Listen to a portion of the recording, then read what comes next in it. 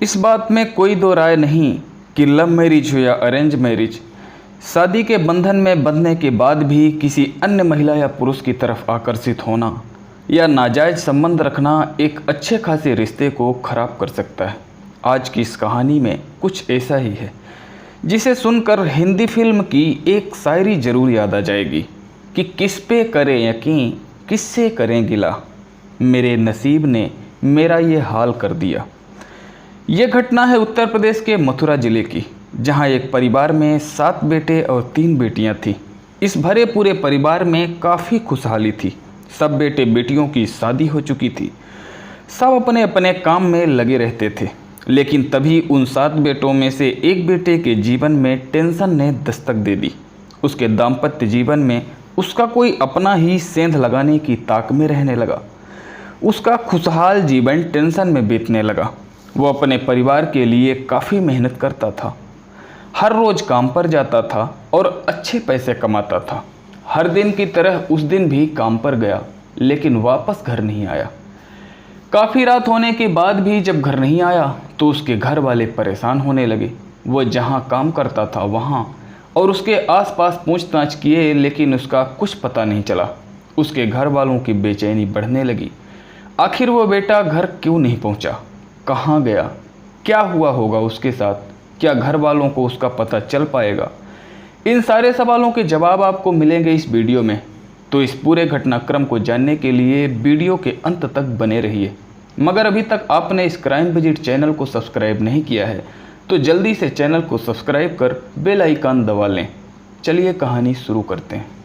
उत्तर प्रदेश के मथुरा ज़िले के थाना यमुना पार के गांव ढहरुआ में रहता था भागचंद। उसकी गिनती गांव के खुशहाल लोगों में होती थी। उसके 7 बेटे और 3 बेटियां थीं। उसने सभी बच्चों को खूब पढ़ाना चाहा था, लेकिन उसका कोई भी बेटा ज़्यादा नहीं पढ़ सका। तब उसने सभी को उनकी मर्जी के मुताबिक काम सिखवा दिए। उसके 3 बेटे शटर बनाने का काम करने लगे। बच्चे कमाने लगे तो भागचंद की मौज हो गई। बच्चे जो भी कमाते थे वो उसी को देते थे। जैसे जैसे बच्चे जवान होते गए वो उनकी शादियाँ करता गया। भागचंद ने अपने बेटे भूरा की शादी मथुरा से और उससे छोटे खन्ना की शादी जिला आगरा के गांव मिताबली इंकारपुर की कुसुमा से की थी। कुसुमा के पिता की मौत हो चुकी थी। इसके बाद घर में मां मनिया के अलावा 3 बहनें और 1 भाई था। खन्ना अपनी कमाई से जो पैसे पिता को देता था शादी के बाद देने बंद कर दिए थे। उन पैसों से वो अपनी गृहस्थी चलाने लगा था। कुसुमा खन्ना के साथ बहुत खुश थी। उन्हीं दिनों भागचंद ने अपनी बेटी पिंकी की शादी राजस्थान के कस्बा कुम्हेरपुर के रामवीर के साथ कर दी। रामवीर भी खाते पीते परिवार का था। पिंकी को ससुराल में किसी तरह की कोई परेशानी नहीं थी। रामवीर का छोटा भाई श्यामवीर भी शादी लायक था। भागचंद को श्यामवीर छोटी बेटी कन्या के लिए ठीक लगा तो उसके पिता देवी सिंह से बात की। देवी सिंह का परिवार पिंकी से काफ़ी खुश था, इसलिए उन्हें इस रिश्ते से कोई एतराज़ नहीं था। इसके बाद किन्ना की शादी श्यामवीर के साथ हो गई। इस तरह भागचंद की दोनों बेटियों की शादी एक ही घर में हो गई। सब कुछ ठीक चल रहा था। समय के साथ कुसुमा 2 बच्चों की मां बन गई। खन्ना का शटर बनाने का काम बढ़िया चल रहा था। पिंकी अपने पति रामवीर के साथ जल्दी जल्दी मायके आती रहती थी। रामवीर मजाकिया स्वभाव का था, इसलिए अपनी सलहज कुसुमा से वो खूब मजाक करता था। ये बात उसके खरसाले खन्ना को अच्छी नहीं लगती थी। कभी कभी खन्ना अपने बहनोई रामवीर के मजाक करने पर एतराज़ कर दिया करता था। तब रामवीर कहता, साले साहब, सलहज से हमारा मजाक करने का हक है, इसमें आपको क्यों बुरा लगता है? भाभी को तो कोई एतराज़ नहीं है। खन्ना कहता, मजाक का भी कोई समय होता है, हर समय हंसी मजाक अच्छा नहीं लगता, उसकी भी एक सीमा होती है, लेकिन आप हैं कि मानते ही नहीं। मगर खन्ना की बातों का रामवीर पर कोई असर नहीं पड़ा। वो जब तक ससुराल में रहता खन्ना परेशान रहता। खन्ना ने कई बार अपने पिता से भी कहा, आप जीजा जी को समझाते क्यों नहीं, वो इतने फूहड़ मजाक करते हैं। भागचंद दामाद के बजाय उसे ही समझाता, बेटा दामाद से इस तरह की बात करना ठीक नहीं है, फिर वो मजाक ही तो करता है, वो यहाँ महीनों तो रहता नहीं, 1-2 दिन रहकर चला जाता है। इस बात को लेकर उसे नाराज़ करना अच्छी बात नहीं है।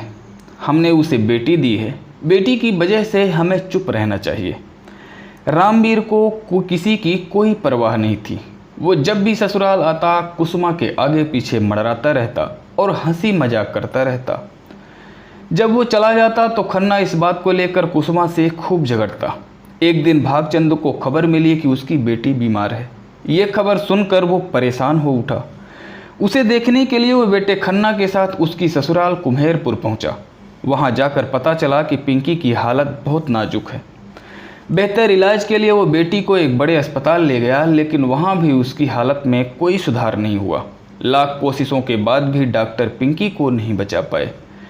पिंकी की मौत उसके मायके वालों के लिए एक बड़ा सदमा थी।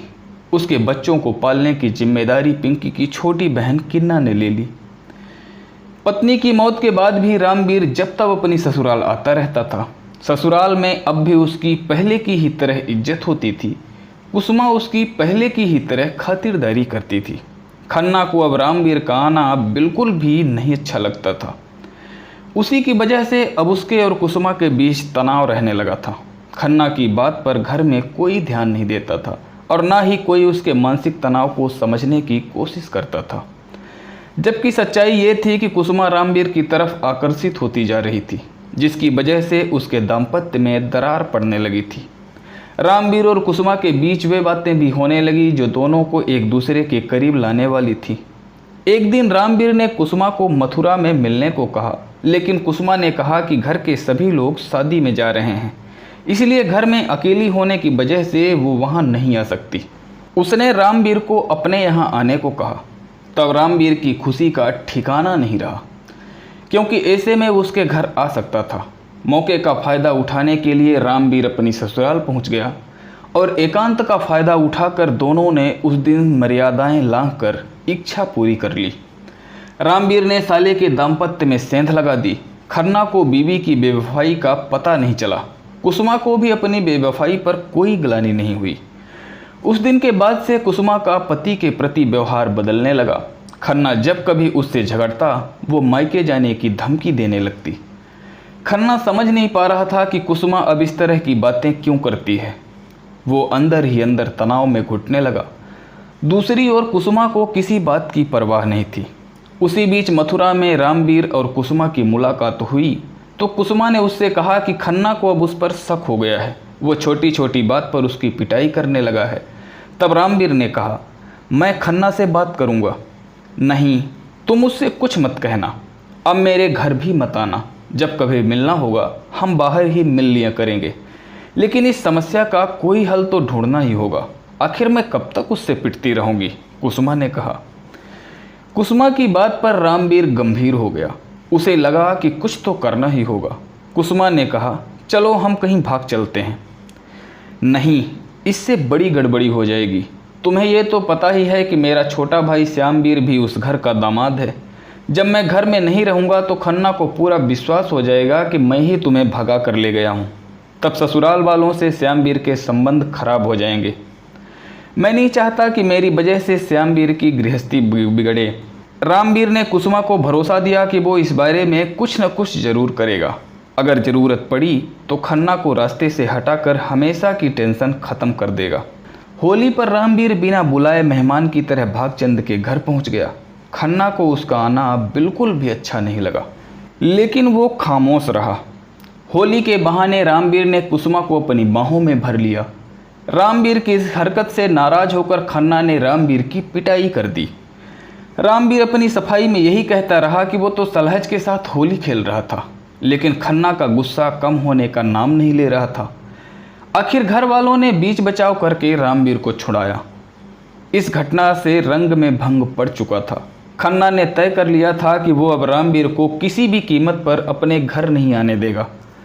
रामवीर की पिटाई से कुसुमा भी डर गई थी। उसने पहली बार पति का ऐसा गुस्सा देखा था। खन्ना ने उसे भी चेतावनी दी थी कि वो संभल जाए, वरना बहुत पछताएगी। उस दिन कुसुमा को लगा कि वो अब रामवीर से कभी नहीं मिल पाएगी, लेकिन रामवीर ने तो कुछ और ही सोच लिया था। वो खन्ना से अपने अपमान का बदला लेना चाहता था। वो सोचने लगा कि ऐसा क्या किया जाए जिससे वो खन्ना से बदला भी ले ले और कुसुमा भी हासिल हो जाए। खन्ना को लगा कि रामवीर इतने अपमान के बाद अब उसके घर नहीं आएगा। वो अपने काम में मन लगाने लगा। कुसुमा का व्यवहार भी उसे सामान्य लगने लगा था। इस तरह वो बेफिक्र हो गया। लेकिन उसकी यही लापरवाही आगे चलकर उसकी मुसीबत बनने वाली थी। उसने कभी सपने में भी नहीं सोचा था कि पत्नी की आशिकी उसे कभी मौत की सौगात दे जाएगी। रामवीर और खन्ना के बीच हुए झगड़े के बाद कुसुमा भी सतर्क हो गई थी।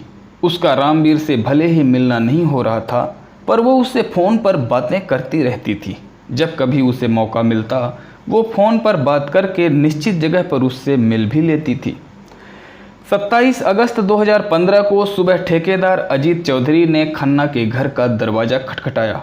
खन्ना ने दरवाज़ा खोला तो अजीत ने कहा कि उसे अभी उसके साथ चलना होगा, क्योंकि पार्टी को अभी काम पूरा करके देना है। अगर समय पर शटर बना कर नहीं दिए तो परेशानी हो जाएगी। खन्ना ने कहा, ठीक है, तुम 2 मिनट ठहरो, मैं अभी तैयार होकर आता हूँ। इसके बाद खन्ना ठेकेदार अजीत चौधरी के साथ चला गया। उस दिन अजीत चौधरी के साथ गया खन्ना फिर कभी वापस नहीं लौटा। खन्ना देर रात तक वापस नहीं लौटा तो घर वालों ने अजीत को फ़ोन किया, क्योंकि वो उसी के साथ गया था। अजीत ने बताया कि खन्ना तो शाम को ही काम खत्म करके घर चला गया था। जब काम खत्म करके घर के लिए चला था तो रास्ते से कहाँ गायब हो गया। घर वालों ने रात में ही खन्ना की खोजबीन शुरू कर दी, लेकिन वो नहीं मिला। घर वाले रात भर उसकी चिंता में परेशान रहे। जैसे तैसे उनकी रात बीती। सवेरा होते ही वे सब फिर खन्ना को तलाशने लगे। किसी ने चैतन्य अस्पताल के सामने खाली पड़े प्लॉट में खन्ना की लाश देखी तो उसके घर वालों को बता दिया। वे वहां पहुंच गए। भागचंद ने जब बेटे की लाश देखी तो वो फूट फूट कर रोने लगा। खबर मिलने पर थाना यमुना पार्क के थाना प्रभारी संतोष कुमार पुलिस टीम के साथ मौके पर पहुंच गए। पुलिस ने लाश का मुआयना किया तो उसके शरीर पर चोट का कोई निशान नहीं मिला। गले में बनियान बंधा था। इससे अंदाजा लगाया गया कि इसी बनियान से उसका गला घोटा गया था। भागचंद का शक ठेकेदार अजीत चौधरी पर था, क्योंकि उसे अपने साथ घर से लेकर गया था। मौके की कार्रवाई निपटाने के बाद पुलिस ने खन्ना के शव को पोस्टमार्टम के लिए भेज दिया। इसके बाद पुलिस ने भागचंद की तरफ से रिपोर्ट दर्ज कर ली। उन्होंने अपना शक अजीत चौधरी पर जताया था। अजीत चौधरी थाना माट के कुड़वारा गांव का रहने वाला था। दबिश देकर पुलिस ने उसे उसके घर से हिरासत में ले लिया। पुलिस ने अजीत से पूछताछ की तो उसने खुद को बेकसूर बताया। उसने कहा कि खन्ना लंबे समय से उसके साथ काम कर रहा था।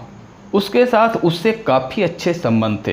कोई ऐसी वजह नहीं थी जिससे वो उसकी हत्या करता। पुलिस ने उससे कई तरह से सवाल पूछे, लेकिन कोई हल नहीं निकला। इस पूछताछ में अनुभवी थाना प्रभारी को वो वास्तव में बेकसूर लगा। उसने उसे छोड़ दिया। मृतक खन्ना के परिवार वालों को जब इस बात का पता चला तो वे हंगामा करते हुए थाने पहुंच गए और अजीत को जेल भेजने की मांग करने लगे। इस हंगामे में रामवीर बढ़ चढ़कर हिस्सा ले रहा था। थाना प्रभारी ने मृतक के परिजनों को समझाया कि वो खन्ना के हत्यारे को पकड़कर जेल जरूर भेजेंगे। इसके बाद पुलिस ने खन्ना के मोबाइल फ़ोन की कॉल डिटेल्स निकलवाई।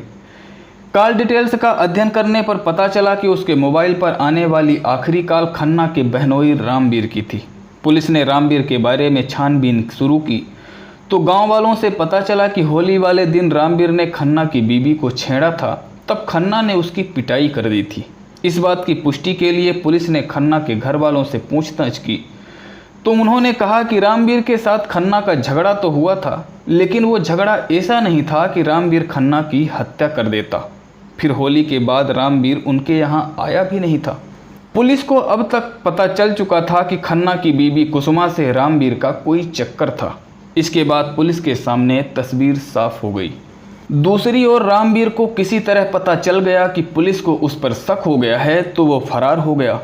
उसके फरार होने की जानकारी पुलिस को मिल गई, लिहाजा 2 सिपाहियों को उसके घर पर लगा दिया गया। जैसे ही वो घर लौटा पुलिस ने उसे दबोच लिया। पुलिस रामवीर को पकड़कर थाने ले आई और पूछताछ शुरू कर दी। रामवीर ने पहले तो पुलिस को गुमराह करने की कोशिश की, लेकिन पुलिस की सख्ती के आगे वो टूट गया। उसने स्वीकार कर लिया कि उसी ने अपने साले खन्ना की हत्या की थी और उसकी लाश को चैतन्य अस्पताल के सामने खाली पड़े प्लॉट में फेंक दिया था। रामवीर ने यह भी स्वीकार किया कि उसकी सलहज कुसुमा से उसके नाजायज संबंध थे। कुछ समय तक तो सब कुछ ठीक ठाक चला, लेकिन कुछ दिनों बाद खन्ना को उस पर शक होने लगा और उसे उसका आना जाना अखरने लगा। वो किसी भी कीमत पर कुसुमा से संबंध तोड़ना नहीं चाहता था। कुसुमा भी अपने पति की पिटाई से तंग आ गई थी। वो हमेशा के लिए पति से छुटकारा चाहती थी। इसके बाद दोनों ने खन्ना को ठिकाने लगाने की योजना बना ली। उसके बाद रामवीर खन्ना का विश्वास जीतने की कोशिश करने लगा। जब उसे उस पर विश्वास हो गया तो रामवीर ने घटना वाले दिन खन्ना को फ़ोन करके शाम का खाना किसी होटल में खाने की बात कही। खन्ना रामवीर को अपना दुश्मन नहीं बनाना चाहता था। उसने सोचा कि अगर रामवीर सुधर रहा है तो उसे एक मौका अवश्य देना चाहिए। उसने सोचा कि खाना खाते समय वो रामवीर को समझाएगा। उस दिन सुबह ही वो ठेकेदार अजीत चौधरी के साथ काम पर निकला था। काम खत्म करने के बाद वो शाम को रामवीर की बताई जगह पर पहुंच गया। रामवीर उसे एक ढाबे पर ले गया जहां दोनों ने खाना खाया और शराब पी। रामवीर ने खन्ना को खूब शराब पिलाई। जब खन्ना नशे में धुत हो गया तो वो उसे एक टेम्पो में डालकर सुनसान जगह पर ले गया और अपनी बनियान से उसका गला घोट दिया। चूँकि उस दिन अजीत चौधरी खन्ना को घर से बुला कर ले गया था, इसलिए घर वालों का शक अजीत पर ही गया। पर पुलिस ने असली अपराधी को खोज निकाला। रामवीर से पूछताछ के बाद पुलिस ने कुसुमा को भी उसके घर से गिरफ्तार कर लिया। कुसुमा के घर वालों को विश्वास ही नहीं हो रहा था कि कुसुमा ने ही अपने पति को मरवाया है। कुसुमा यही कहती रही कि ना उसके रामवीर से संबंध है और ना ही उसने पति को मरवाया है। बहरहाल पुलिस ने रामवीर और कुसुमा को गिरफ्तार करके कोर्ट में पेश किया, जहां से उन्हें जेल भेज दिया गया। दोस्तों, इस पूरे घटनाक्रम को सुनाने का उद्देश्य किसी को परेशान करना नहीं है, किसी का दिल दुखाना नहीं है, बल्कि आपको जागरूक करना है, आपको सचेत करना है।